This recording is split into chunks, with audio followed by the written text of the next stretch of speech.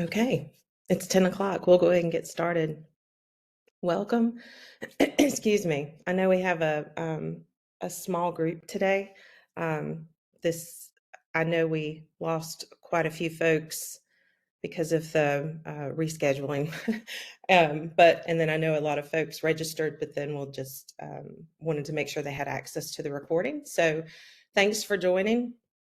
I'm Donna Murray. Let me start by saying thank you again for your willingness to jump on the rescheduled meeting. As you can tell, I have a voice. I've been sick now for about 5 weeks, and I'm in the middle of my third antibiotic, so surely this one will do the trick. But I have my cold drink, my hot coffee, and my cough drops next to me. So if I have a coughing fit, bear with me, and I'll try to mute and turn my camera off for a minute. Um, my name is Donna Murray, and I serve as the Digital Accessibility Specialist at the North Carolina Department of Public Instruction.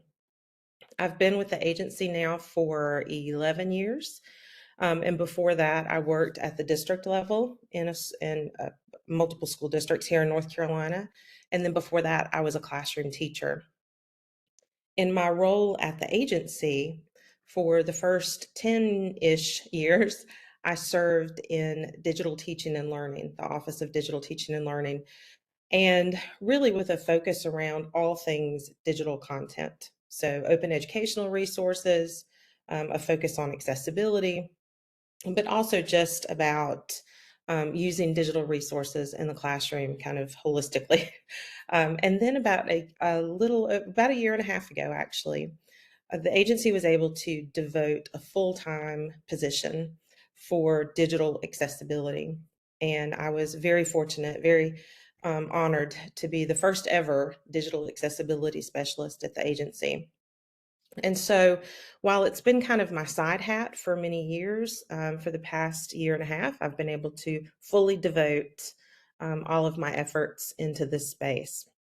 And one of the things that I've realized as I've been in this work is that a partnership between educational organizations and even more broadly for our state and local government entities, it's going to be critical that we have a collaborative relationship with our suppliers, with our vendors. Um, I don't think that we are going to be able to really move the needle much when it comes to digital accessibility without that partnership. And so that's really the driving force beyond this 6-part webinar series. And today's session is really just that, that kind of high level introduction. We're going to talk about, actually, let me go to the next slide here. We'll talk about things like the regulations, this new ADA Title II rule. We'll talk about an overview of the WCAG standards, the Web Content Accessibility Guidelines, and we'll talk about really what this looks like through your lens. But it's also going to be, of course, my lens into this conversation, which is from an ed organization, from a state government entity.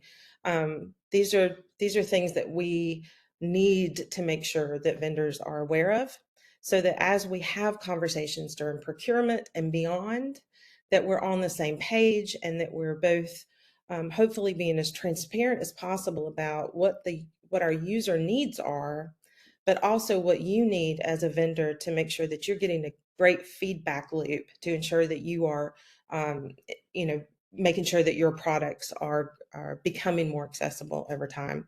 So we'll talk about kind of the high level of these things today. Briefly talk about some potential roles and responsibilities that I think you could take back to your teams and discuss. And then I'll end with kind of a quick overview of the remaining webinars in the series. So if you're not able to join those, please know that you will have access to the recordings. I had mentioned in the registration form that if you register, then you'll get a link to the recording, but I'll be posting all of those links on my digital accessibility website. So even if you don't register, you can come back in a few weeks and find those recordings and those resources. And at any time, you're welcome to reach out to me. My email address is linked in here, but of course you've also got the email from the invitation. I sent out about, oh goodness, I don't even know, 3,000 invitations from a number of lists, a couple of lists that we had internally from vendors that we've worked with, some of our state contracts, and then also just statewide, kind of a statewide contract, vendor list where vendors could, kind of self-enroll in the state of North Carolina's vendor list. And so I pulled the ed tech section of that. And there were a few thousand entries in there. So that's kind of where we started with this work. I imagine that there will be additional webinar series similar to this, hopefully, as we move forward. But that was kind of my initial push, is I just kind of do some outreach with those lists. I also shared it with the tech directors here in North Carolina, and anyone that subscribes to my digital accessibility newsletter, as well as a community of practice that we have here across state agencies in North Carolina focused around accessibility, and encourage them to share out as well. So hopefully we got a good representation of folks invited to the table. I encourage you to share with your teammates the links to the recordings, and of course the registration for upcoming webinars, if as you see fit. Okay, so let's jump in. So the first thing I'd like to talk about is the just kind of level setting, getting some foundational knowledge around some of the related laws. Now, this is not an exhaustive list, and certainly is not going into deep detail into each of these laws. So let me preface this by saying I'm not a lawyer, but this kind of gives you a general overview of some of the big ones, some of the big laws that really drive the conversation around accessibility. And so the two main laws are the Rehabilitation Act of 1973 and then the Americans with Disabilities Act, or the ADA. The Rehab Act has two pieces that kind of, in some way, shape, or fashion, touch digital accessibility. And one of those is Section 504, and the other one is 508. And then under the Americans with Disabilities Act, there are multiple titles, but Title II is specific to state and local government. And since that's really the scope of our conversation today, that's kind of the part of ADA that I'm going to be discussing in the next slides. I did not mention, I'm sorry, there is the shortcut link, go.ncdpi.gov/access vendors intro, will give you access to the presentation. And let me throw the full link into the chat. You are welcome to pull that up. Of course, I'm sharing my screen, but I would definitely make sure you bookmark that so that you have access to the embedded links moving forward. All right, so let's talk about a few dates, and hold that thought for a second. All right, so this Section 504 and Section 508, remember, go along with the Rehab Act. And the Rehab Act was enacted in 1973. So it's not just specific to accessibility of digital content, obviously, because it was created in 1973. But there is, within Section 504, there is language now, especially with a new rule similar to the ADA Title II rule that came out in 2024. There was a 2024 rule specific to 504 that addresses digital accessibility. So setting a technical standard, kind of clarifying what responsibility folks have to ensure that even their digital content, not just physical space, but digital content, is accessible. Section 508 followed down the road. It's more specific to federal government agencies, and we'll talk about that in a couple of slides. But the short of it is, this specific section is solely about digital accessibility. So it was enacted in 1998, and then Title II of the ADA has been around since the ADA law itself has been around since 1990, and it included Title II. Even though it doesn't have the word digital in it, it is definitely including digital content. And the reason that it's sometimes not considered to encompass digital content is simply because, back in 1990, we really weren't doing a lot of our content digitally. But the law itself, the title itself says that state and local governments have to ensure that their services, programs, and activities are equally accessible to people with disabilities. And think about how many activity services and programs we have that are either fully accessible through digital means, or at least the information about them is found through digital means. So it has been clarified by the Department of Justice since 1996 that this does include digital. But even with that, there has really been little movement overall with ensuring that digital content is accessible. I think part of that is probably just one, folks don't know what they don't know. Two, um, it's not having some clarity on what it means to say digital content needs to be accessible. Kind of similar to having some rules and regulations around what it means to have a physically accessible space. There's really not been clarity on what it means within the law to say that digital content needs to be accessible. And so, for that reason, fortunately, in 2010, there were some updated regulations, but in 2024, this new rule came out and was published in the Federal Register that addresses that and provides some of that clarity and sets a technical standard. So, who it applies to varies, of course, depending on what part of which law we're talking about. Section 504, and this is broad because it's any entity receiving federal funds, which includes public schools, colleges, and hospitals. But there is some language within that says, like, for example, specific entities have, or specific agencies have certain requirements for implementing Section 504. So the Department of Ed kind of has interpreted and put out its own regulations specific to Section 504, as opposed to HHS. So Section 504, there's some moving pieces in how different agencies implement and expect their anyone who's receiving federal funds from that specific agency. There's some differences in how that's implemented.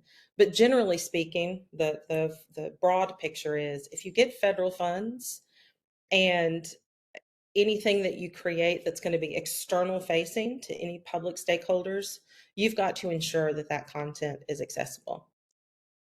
Section 508 is and I realize now that I've copied and pasted and did not adjust my content here. Section 508 should not have those dates right there. I should have erased that. The Section 508 is specific to federal government agencies, and I'll fix my slide after the presentation. It's specific to federal government agencies, and sometimes there's a downflow to that. So, for example, our Office of School Nutrition actually has a grant that they've received, some federal funds that they've received.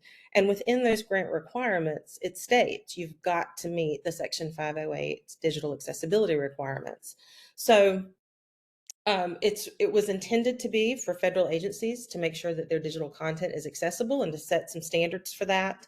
But again, there are some instances where even state or local governments may need to adhere to Section 508. Title II, again, is for state and local government. That does include, in North Carolina, we call them our public school units, our districts and our charter schools.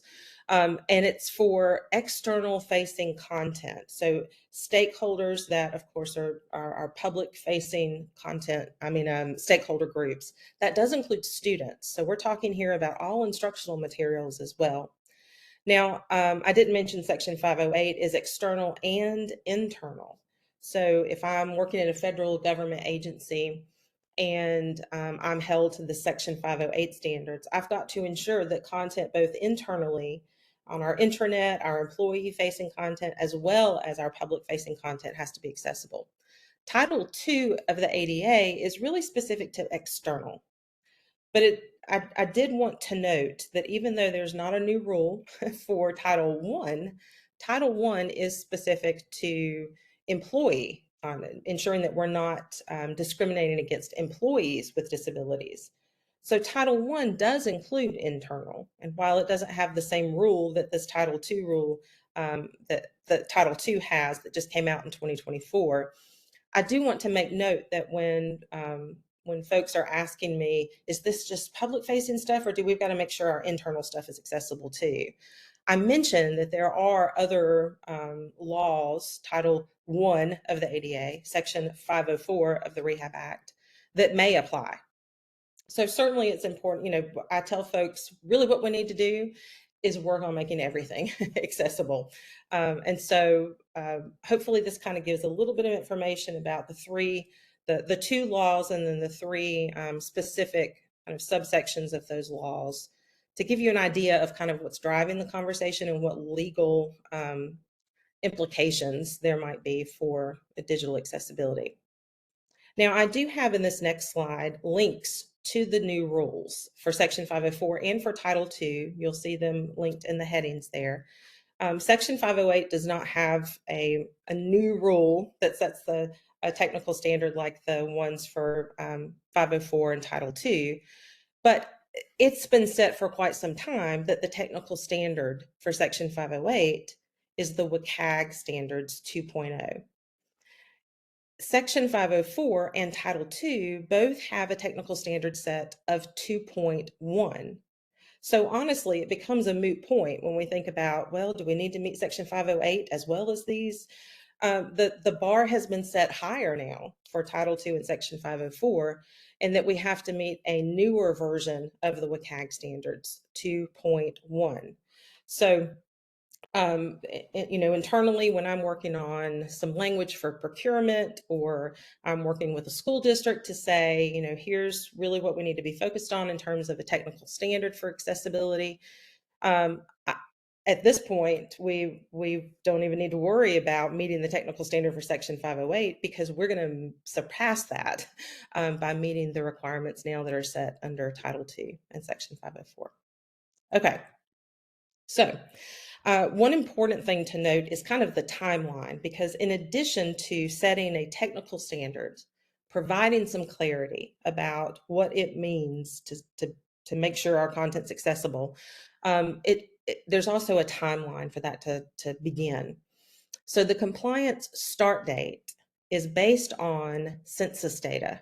So our school districts, when I'm talking with them, I have to remind them, this is not based on your enrollment data. This is very specific to census data.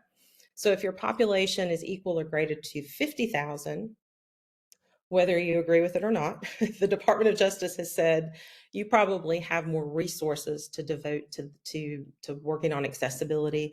So you have 2 years from the time that the rule was published, which was April of 2024. So it's almost been a year in, and that means they only have about a year left to begin that compliance. And of course, if you see on the right side of the screen here, if it's less than 50,000 population in the city or the county, you have 3 years, because again, you may disagree, but the Department of Justice said you probably have less resources to devote to the work. So we're giving you an extended period to start complying. So April of 2027. Now, in the rule, both for ADA Title II as well as for Section 504, this was the definition. I've copied and pasted it for web content, because the rules themselves are specific to web content and mobile apps. But think about how, really all of our content that we put out there that's digital, or most of the content we put out that's digital, is available through the web. So this definition aligns with that. Information and sensory experience communicated through a user agent. It includes the code or markup that defines the structure, the presentation, and the interactions of that content. So in short, I say it's all the things. Everything from text and images and sounds and videos and controls and animations to even our electronic documents, whether it's a a Word document or a Google document or a spreadsheet or a presentation file, and PDFs, which is an interesting space because oftentimes it's difficult, maybe not difficult, but it definitely takes some skills and knowledge around how to ensure that a PDF is accessible. And sometimes it takes a lot of time to remediate a PDF. So there's a lot of pieces to this work. And honestly, just the conventional electronic documents is kind of one big piece of that. I know here at DPI, we have thousands of documents that are available via our website. So that in and of itself is a pretty heavy lift to think about making sure that all of those are compliant before the start date.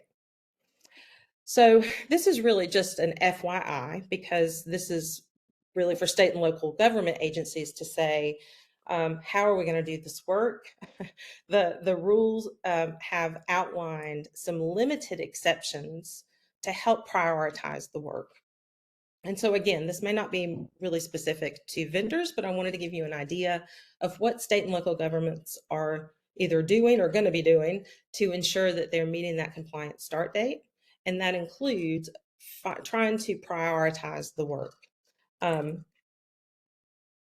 So I say the limited exceptions very generally. Like if I could just put it in one phrase, I would say, don't focus on the old stuff.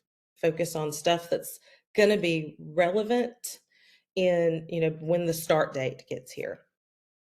That wasn't really a phrase. It's more like a compound sentence, but you get my point. So archived web content, old documents, pre-existing documents that really won't be relevant. We've got them on the website, but they're really not going to be relevant to our services, activities, and programs come 2026 or 2027. So I very broadly say, don't focus on the old stuff that's not going to really be relevant. You can leave it on your website, but don't really worry about going back and fixing that. Don't go back and try to ensure that your social media posts are accessible. These are the types of exceptions that have been built into the rule. Again, with the intent to say, let us help you prioritize the work. So we really need to be focused on, what kind of content is either still going to be needed for our services, activities, and programs come the compliance start date. But additionally, making sure that from here on out, we're designing content to be accessible.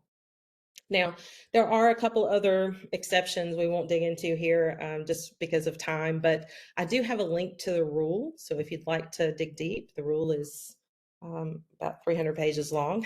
I've read it multiple times, but the very short version is right here on this slide. These are the limited exceptions. And the last one at the bottom that I just want to mention is fundamental alteration or undue burden. And these have been built into the laws all along.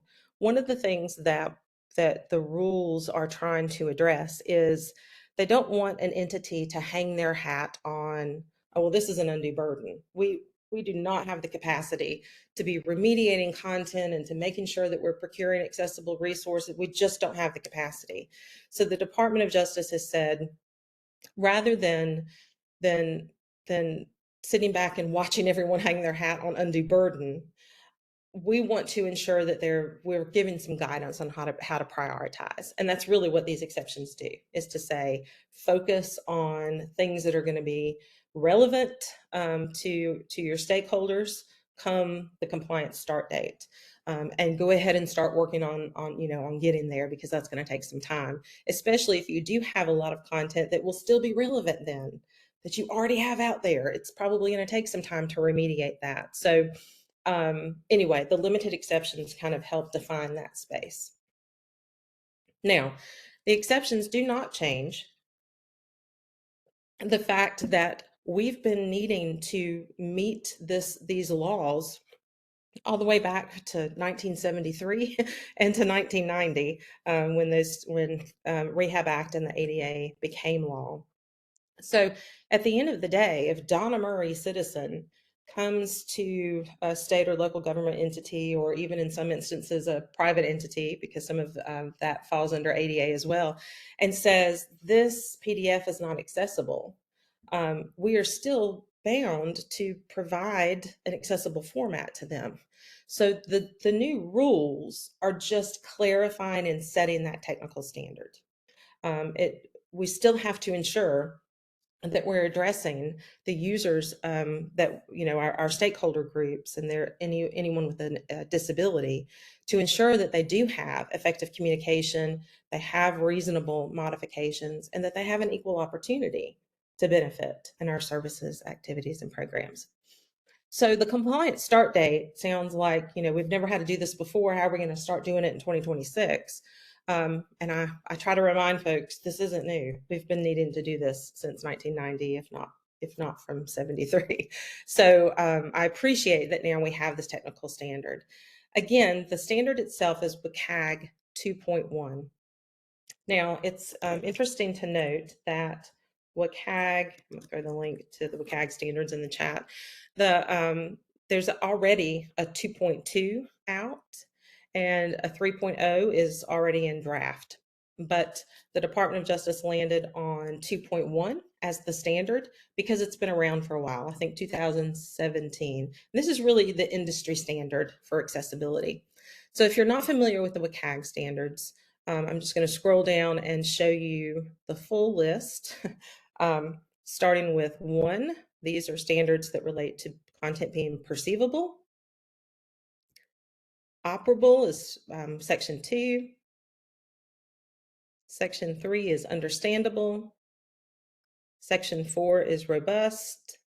And then 5 is specific to some standards around conformance. So as you see, there's a lot of standards, and some of these, honestly, are pretty easy to meet. So things like contrast. So making sure that we have minimum contrast between the text and the background. That's a pretty easy fix, or a pretty easy check. It's easy to design content that meets that minimum requirement for contrast. And there are a lot of accessibility checkers that can help with that. So just to give you an idea, that's 1.4.3. Now, some of the standards are more specific to very interactive content. So if you are providing a product that is very interactive, maybe you have forms, maybe there's a lot of embedded video, maybe the entire platform is interactive, then you've got other standards within this full list that are going to be applicable. When I'm looking at something more like a word processing document, there's only going to be some of these standards that would even apply.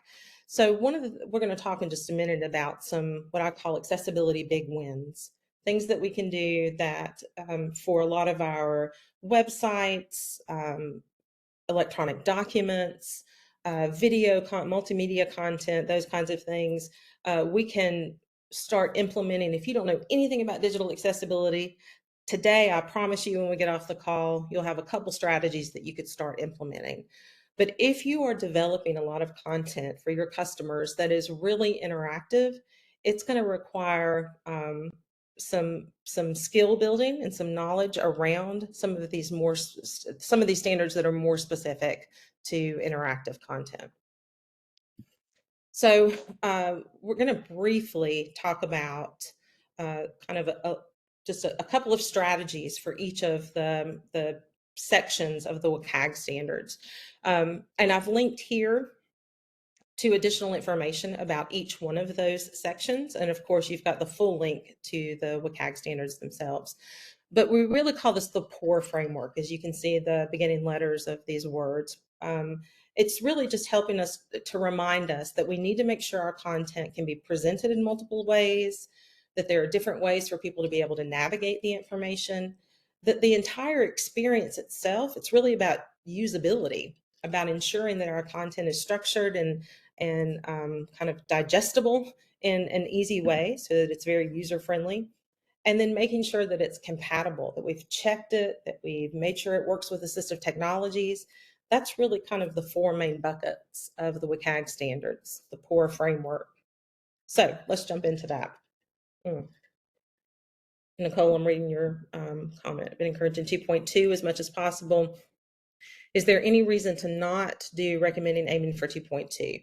No, I would say certainly go above and beyond. In fact, the rule itself gives language that says one of the avenues to compliance is that 2.1 can be your starting point if you want, and you're welcome to try to meet the standards that go above and beyond that. So absolutely. And I think especially knowing that there's already a 2.2 out and a 3.0 in draft, the intent of the standards is to ensure that over time there's different iterations based on the technologies that are coming out. It's overall the standards are written to be kind of device and tool agnostic, but I know that they are, as the working groups are working on their standards, they're obviously trying to think about the current landscape and trying to predict the future landscape of accessibility. And so as the iterations happen, I'd say those standards are getting stronger and with higher expectations. So I think you're absolutely good to push to 2.2. All right, so presenting information in multiple ways. This just kind of gives a very general overview of some of the things that we need to do to make that happen. So things like providing text alternatives for non-text. So a textual description of an image, for example. Making sure that we have things like captions and transcripts for our time-based media. Making sure that that content can be presented in different ways, and we'll talk about an example of that in just a moment. And then just really overall making sure that users can see and hear the content. So this first part of the core framework, presenting information in multiple ways, the perceivable part, includes things like adding alt text. This is huge. Think about the number of images that we come across every day. If there's not a textual description of that image, then someone who has a visual impairment or someone whose internet is slow and the page doesn't load is not going to have access to that visual image. But if they have the textual description in its place, then they can still access the content. Now, what I say about alt text is that context is everything. So this is a picture of someone at NC State. Here in North Carolina, NC State makes their own ice cream. It's called Howling Cow ice cream. And so this is a picture of someone holding an ice cream cone in front of the student union at NC State. And it's a Howling Cow ice cream cone. So I might write alt text honestly, in one of the three ways I have listed on this slide. I might be, and I tend to be too verbose in my alt text. It's definitely a work in progress. It definitely takes some practice to write effective alt text.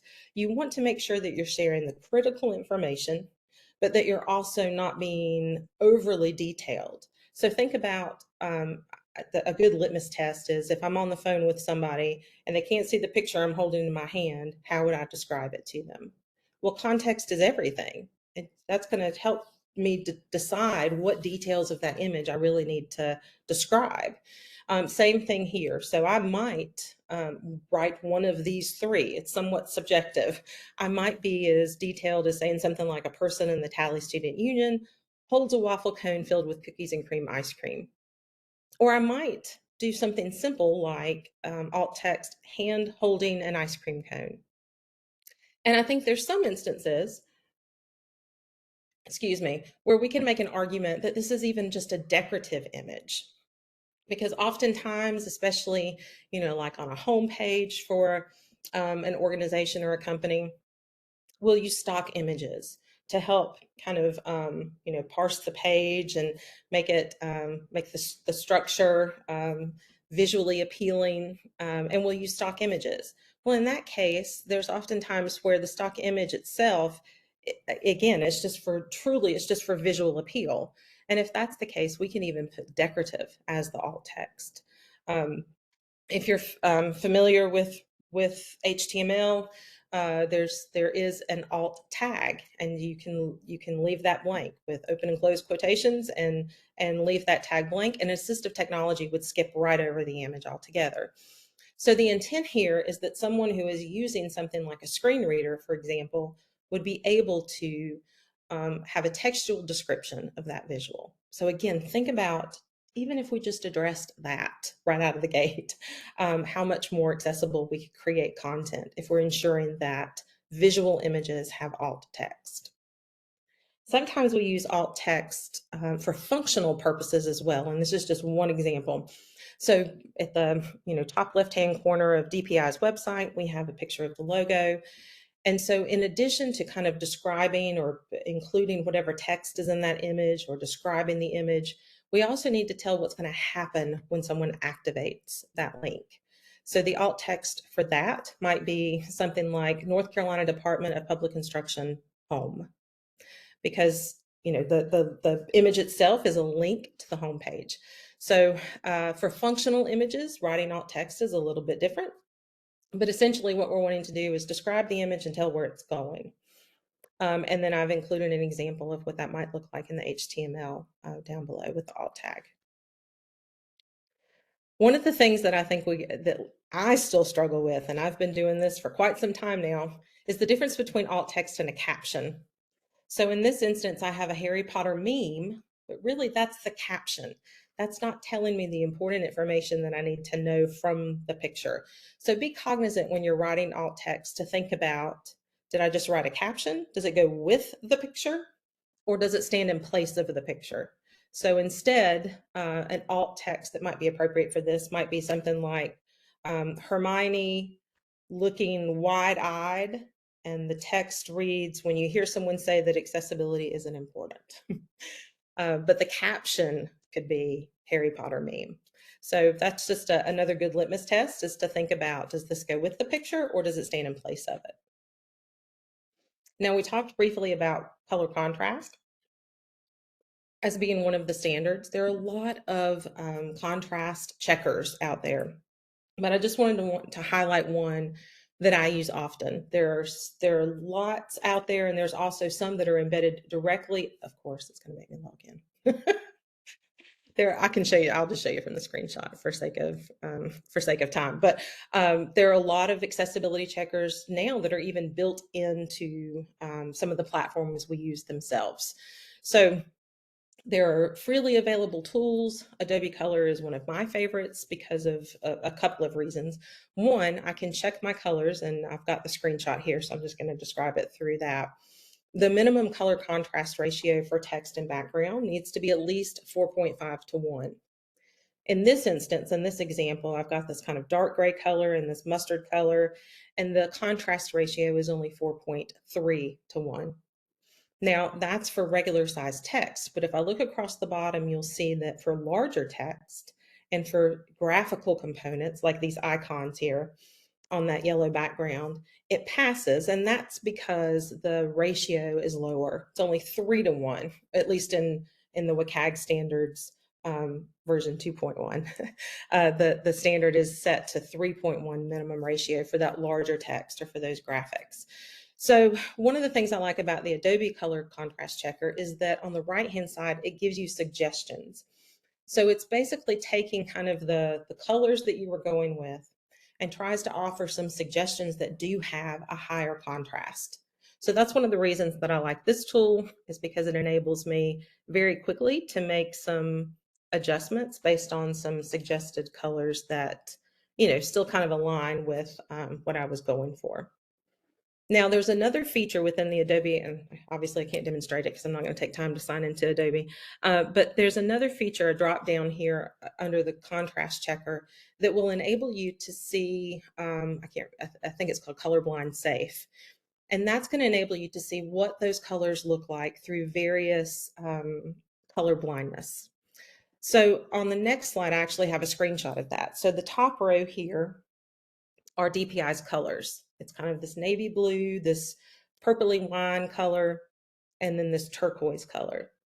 But the Adobe Color Checker and that colorblind, and again, there's other tools that do something that do similar to this, but down at the bottom, I see through the colorblind simulator what the results were. And so for these different 3 types of color blindness, it's simulating what those 3 colors, DPI's colors, would look like. So look at how that could be a challenge, especially if I'm only using color to convey meaning. So if I have a chart and the I have a color coded legend to go with that chart, but I haven't included data labels or some sort of pattern with to go along with that color to help distinguish it, besides just looking at the color itself, then someone who has, especially look at that middle row in the colorblind simulator, it's going to be difficult for them to probably to be able to distinguish between the navy blue and the wine color because they're very similar in that type of color blindness. So again, just some of these simple things like alt text, color contrast, not relying on color alone. These are things that I think strategies that we can turn around and begin implementing if we're not already today. Um, so I'm a words girl, so I have a full collection of um, tweets and images I save on Pinterest and things I save in my inbox of quotes around digital accessibility. And this is one that I pulled for our conversation today. This is just a tweet that I came across on following along with the hashtag accessibility. And so this user says, Netflix revealed that 40% of its global users have subtitles on all the time, while 80% switch them on at least once a month. Accurate captions are now so important for engagement. It's no longer used by just specific cohorts. So in a few minutes, I'm going to make the case that accessibility is not just about our users with disabilities, because while it's essential for them, it really can be helpful for everyone. And I didn't put the full end of this quote here. It says education needs to address this. So Thomas here was making the case that we've got to make sure that, especially in the land of education, we've got to make sure that our digital content is accessible, and it's not just for the ones it's essential for our users with disabilities. It could be helpful for everyone. So let's take those barriers away proactively. All right, so the next part of the POUR framework is the um, operable piece. And this is really about making sure that we have options for people to navigate content. So this is about making sure that we limit anything that's time sensitive. So making sure that things don't time out, giving time for users to access that content. Avoiding flashing content, making sure that our heading structure is appropriate. That's another easy big win, is to make sure that we're labeling our headers correctly, so that people, for example, who might use a screen reader can navigate very easily to each section because it's been labeled with that semantic heading structure. Descriptive links. This is another easy win. Instead of putting click here to have someone access a link to go get additional information. Instead, let's hyperlink enough words that it could stand alone in context. So instead of click here for more information, I might put something like, for more information on digital accessibility, visit the DPI Digital Accessibility website. And I might put DPI Digital Accessibility website as the hyperlinked text. That's an easy win that's going to make it easier for everybody to understand when they come across a link, where that link is going to take them to. And another big standard that we need to meet is around ensuring that our content is accessible via a keyboard. So, and this is the example of the descriptive links here. So for more information, click here, and then you can see on the right-hand side, I've linked enough words that it could stand alone in context. When it comes to navigating a web page only using your keyboard, I'm going to challenge you right now to pull up another tab, go to your website or go to your favorite shopping website or news website. I encourage you to go to your own and try to navigate it only using your keyboard. So take just a minute to do that. I'll give you a hint. Some of the keys that you're going to really want to focus on are the tab key, the return key, the arrows, and the space bar. See if you can navigate your web page only using your keyboard. And I'm going to try it on my own digital accessibility website.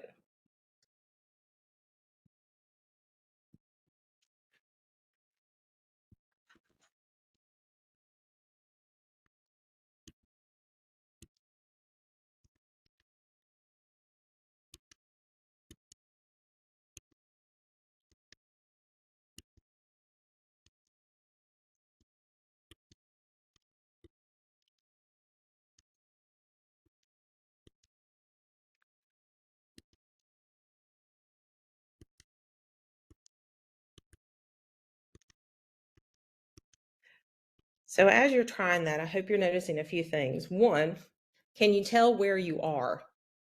So you'll notice as I'm tabbing through, I can see kind of a focus indicator where it's kind of putting a box around the part of the page that I'm on. Another thing you may have noticed is hopefully you noticed, is a skip heading section, or skip to content button at the top. So let me refresh the page. So the first time I hit the tab button on my digital accessibility website, you'll see I get this pop-up that says skip to main content. That's going to enable a user, to skip past any of the navigation at the top and jump straight to the main content of the page. And think about why that might be important. If you've got a navigation bar that covers, 20 different links, and someone has to tab through that every time that they're going, oh, sorry, you can't see my side. Sorry. This whole time I thought you were watching me demo. Sorry. So you'll notice that, thank you for letting me know. I thought I shared my whole window.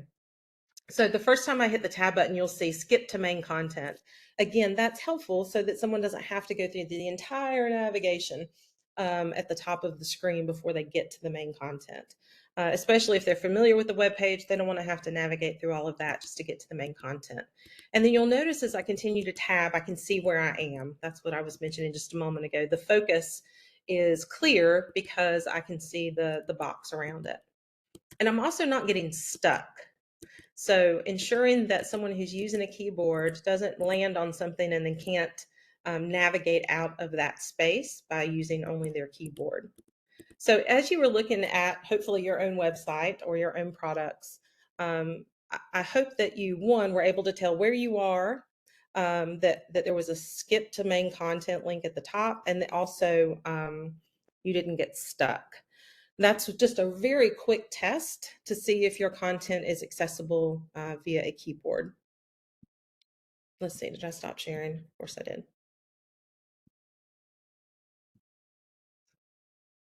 Okay, there we go. All right, so the next part is really about the understanding part of the POUR framework, is what I mentioned earlier, is just really about good user design. It's about usability. So things like making sure that we're indicating the language of the page, which is going to be helpful for anyone who's using assistive technology that's going to translate the content of that content into another language. It's going to be important that the user agents that they're using to access that know what language the page was in to start with, so that it can make an accurate translation. So something simple like that. Just simple things like making sure that again, good usability, that the page is easy to understand, that it's predictable in the way that the content is laid out, so that folks can find what they need when they need it. And then making sure that the interactions that users have, they're getting feedback. If there's an error, that there's clear feedback on what the error is, and especially like if I'm completing a form, and I don't fill it out accurately because I didn't include the correct response in a cell, in a field. Making sure that a user is getting accurate feedback on that is going to be an important part to ensuring that they're understanding the content. And then the last part of the POUR framework is, again, really about making sure that you're checking accessibility of your content, and also that you're checking it with assistive technologies, making sure that different web browsers, different devices, different assistive technologies that your content is still accessible across all of those types of different user agents and AT. Now, there are some ways to evaluate content that are available through automated checkers.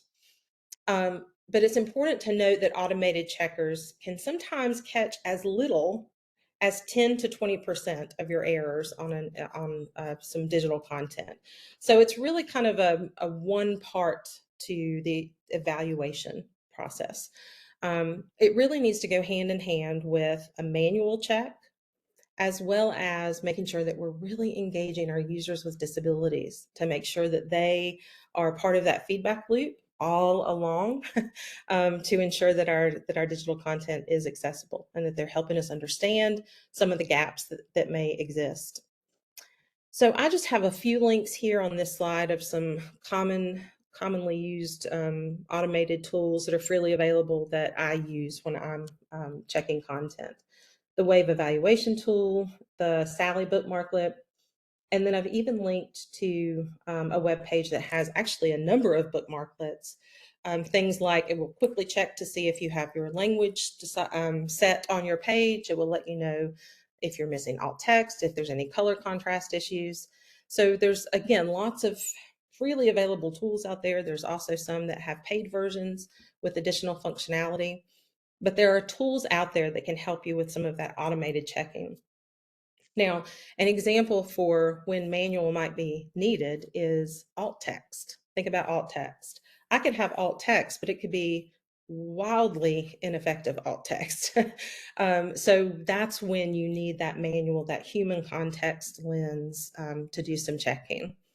So again, automatic checkers are great. Manual has to be part of that process, and engaging with our users with disabilities is so key. Now, I know we've got a limited amount of time left, but there's a few more things I want to talk about. One of them is just the current landscape of web content. So the Web A Million, I'm expecting them to come out any day now with the 2025 report. So this data is from 2024, usually around March every year for the past 6 years, I think. The Web A Million organization Web AIM has come up with a quick automated review of the top 1 million most visited websites. And you can read their methodology on how they selected the top 1 million. And what they've done is they've taken those top 1 million websites and they've evaluated them using this Wave accessibility checker. So I'm going to put this link in the chat real quick. And I encourage you to take a minute and plug in like the home page for your company into the Wave accessibility checker. Now I have the actual extension, the browser extension, so that I can check web pages or digital content on the web. But you can also do it directly from this URL. So you can put your web page address in there and then get feedback on the accessibility of your page. Now, again, it's just part of the story because the automated checker isn't going to find everything. But some of the things that it will find are any errors, warnings. It'll let you know the structure of the page to see if you can kind of see if your heading structure has been designed effectively. It also has a color contrast checker built in, and it also it covers quite a number of the WCAG standards. So for example, I'm just going to go, let's see, I used to have a page bookmarked for the Olympics, and that would be a page that I would check. Let me just go to CNN.com. And so I can click on the Wave checker and you'll see, ooh, this is not very accessible. So I get a summary page here that tells me the number of errors, and I can click into the details to see what those errors are. And I can also see contrast errors, any alerts, which may or may not, it's going to really require some human context to check. Oh, sorry, y'all. Bless my heart. Sorry, I thought I shared my whole window, but apparently I'm only sharing a tab. Thank you for the tap on the shoulder again. So in this case, I just clicked the Wave button when I got to CNN.com, and you'll see the results down here in the left-hand corner. So I get the information about the errors and the contrast errors and some of the alerts. And I also get detailed information where I can click and find exactly where that is on the page to see what the error might be. I can also check the order of the page. So it's taking a look at, like, if I was accessing this via a keyboard, this is the reading order that it would access it. It also gives me an idea of the structure, like the heading structure. And then also if there's any color contrast issues, it would point that out here. So the wave checker is just one of those free tools that enables you to check the content, to check the accessibility of your content. And what the WebAIM Million project did was take a look at those top 1 million websites with that Wave tool. And this is what they found. And again, this was almost a year ago, so hopefully things have improved since then. But on average, there were 57 errors per page. And these are not obscure web pages. In fact, some of you on the call may find that when you do a search, you can see if your company's web page made the top 1 million, because you can do a search to see if your domain was included in that. But on average, there were almost 57 errors per page. And this is across all different industries, not specific to education or again, any specific industry. So there's commercial websites that were checked, government websites, and of course, even education. So I encourage you to take a look at that information and see, one, what your web page tests in the Wave checker, but also take a look and see if your domain made the top 1 million, because you'll have historical information that says what your accessibility has been over the last 6 years. So it's got the historical data in there as well. But here are the main common WCAG failures. And some of these we just talked about. Low contrast text was an issue on almost 80% of those top 1 million websites. So again, some of these WCAG standards, we didn't talk about all of these today, but even things like missing the document language or the alt text, these are big wins that have an easy turnaround time, kind of a low learning curve that we could implement today that could take care of some of the biggest WCAG failures, or the most common WCAG failures, even on those top 1 million websites. So I was going to give you an opportunity I mentioned for you to go check your webpage with Wave, but I didn't really give you a lot of time to do that. So I encourage you, since we're short on time, I won't pause and let you go spend some time doing that. But I encourage you, if you have time when we get off the call, to check your page with a tool like Wave and see what accessibility issues you may already have, and some things that you may have learned today that you could go ahead and start working on. So to kind of wrap up, I just want to mention a few things about why this matters. We have in the and I've linked to the references here. In the United States, about 14% of our U.S. population has a disability. About 15% of our students have disabilities. And in the land of education, students with disabilities are consistently the lowest performing subgroup. It kind of toggles between them and our multi-language learners. Those are consistently the two lowest scoring subgroups. So the stakeholder groups are large when you think about 15 and 14% of the US population. And so I challenge us to think about disability being a mismatch between a person and their environment. Certainly, some folks have a medical model definition of a disability, but I can use something like video captions if I have a permanent disability, if I have a temporary disability, or maybe even situational. So this disconnect between a person and their environment can look lots of different ways. So I challenge us to think about that definition of disability in this conversation, very much like a curb cut.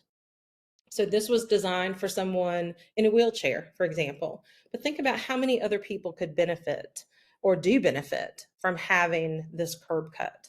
Someone, obviously with a physical disability, but also I had someone in one of my trainings say, I'm thinking about someone who's looking down at their phone while they're walking. It's a great point. So it's, a curb cut was designed for someone with a disability, a medical model definition of a disability, but it can help everyone. And so we call this the curb cut effect. And that's, again, the lens I'm hoping that we're bringing to this conversation. I know we're at time, so I apologize if you have to jump off. I will definitely share the recording back out with all of the folks who had registered, and of course I'll put it on my website as well. So I'm going to take just a few extra minutes. If you're able to stay and join me for this for the wrap up, please do. But I certainly understand if you need to go, and I apologize for going over. So much to say, so little time. Oh, and I'm not sharing y'all, bless my heart today. Oh, goodness. So I should be sharing the slide deck again. So it matters to buyers. Obviously, we've got a legal compliance requirement now that we've got to ensure that we're making our digital content accessible. So we're expecting it. When we're going out and doing procurements, we need those resources to be accessible. But some of the reasons it should matter to you is obviously there's going to be less chances of less risk of some sort of legal challenge or any kind of procurement issues if we're addressing accessibility up front. If we've got users with disabilities who are typically having issues accessing content, then we have the potential to have less IT and help desk requests. And ask anyone who has been down this journey, remediating content, especially some sort of product that is very interactive and has been in the works for quite some time. Remediating that is more labor and resource intensive than just designing something to be accessible from the beginning.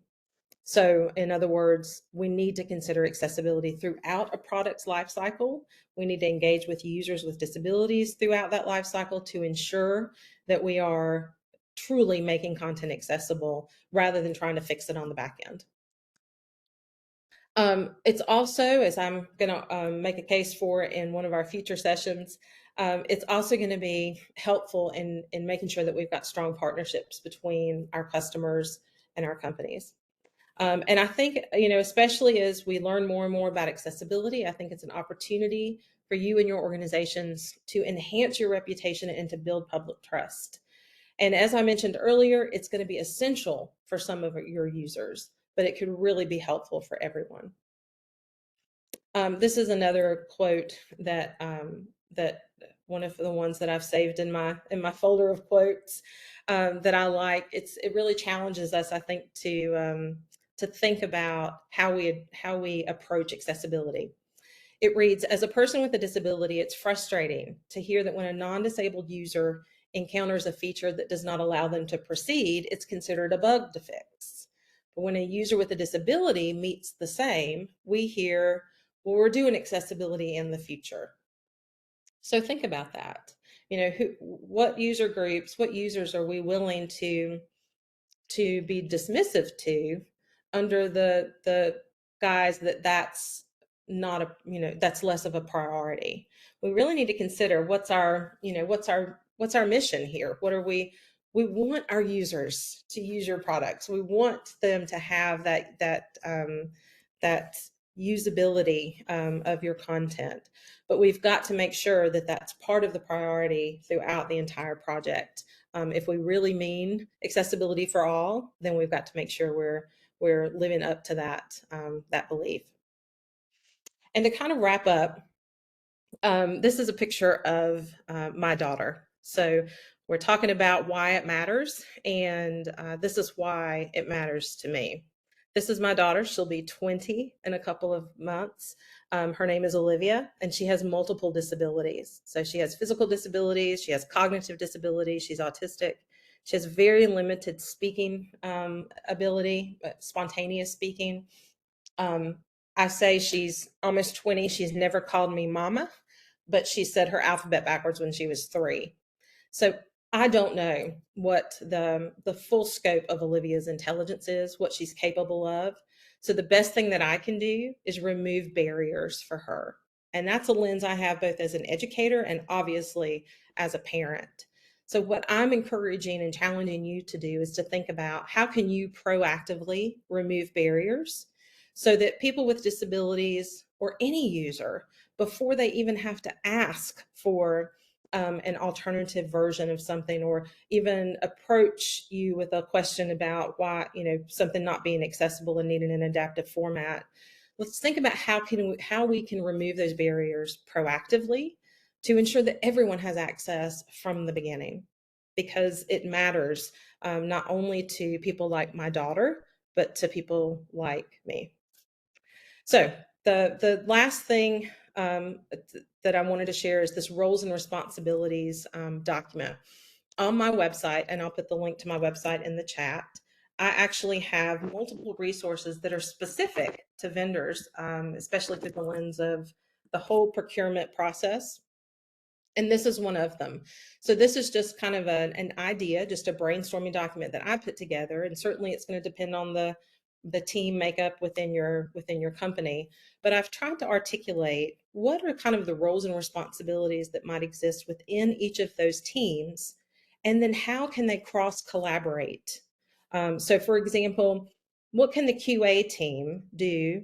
What are their roles and responsibilities? And then how can they work with, and these are just some ideas, how could they potentially work with and collaborate with the product development team, the customer support team? How can we not just have accessibility live in a silo within your company, but really let this be part of the culture in your company? So this is just a kind of a brainstorming document to help you think about roles and responsibilities. And I actually have, in one of the upcoming webinars, we'll even dive deeper into this space. All right. So this is the link to my digital accessibility website. Let me just throw that link in the chat. We won't obviously dig into that since I'm already over time, but there's a whole procurement section, and that's where I have lots of resources that were designed with you in mind specifically. So I encourage you to take a look at those. And I have some additional resources in there. And my challenge to you is absolutely, we've got to think about compliance. But even bigger and better than that, we need to think about how do we embed accessibility as part of our culture, so that we are, through every team and every product that we design, that we're thinking about accessibility from beginning to end. So thank you for joining me. I appreciate your patience and my technical failures today, as well as the fact that I've had to reschedule from being sick. And I hope that you can join one of the future sessions. We're going to be talking tomorrow, actually, about how do we decide what is our current landscape. So beyond just using an automated checker, how do we really think about it through a maturity model lens? So we'll be talking about some self-assessments that you can do internally, and then that's kind of the what, and we can talk about then what do we do with that. And we'll follow up with following webinars about how to build a plan, how to really create an effective accessibility conformance report.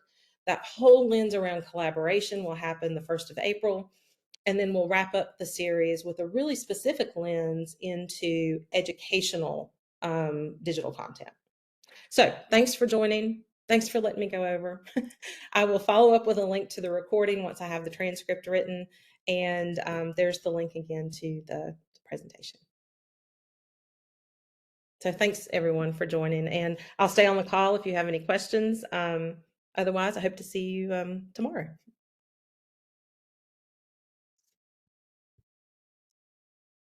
Yes, Nicole.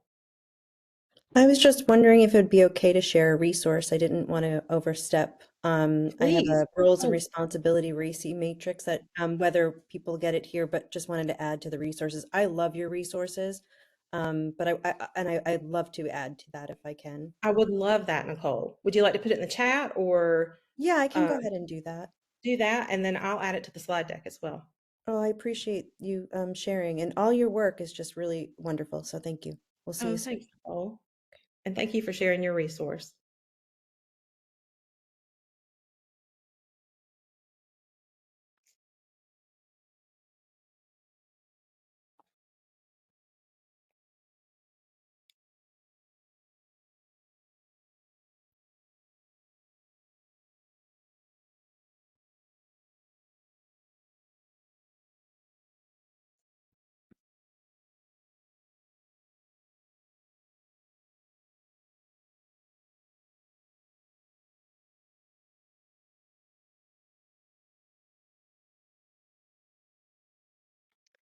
All right. Well, if there's no other questions, I hope you guys have a great day. And again, I hope to see you tomorrow. If not, please make sure you check back and check the recordings. Have a great day.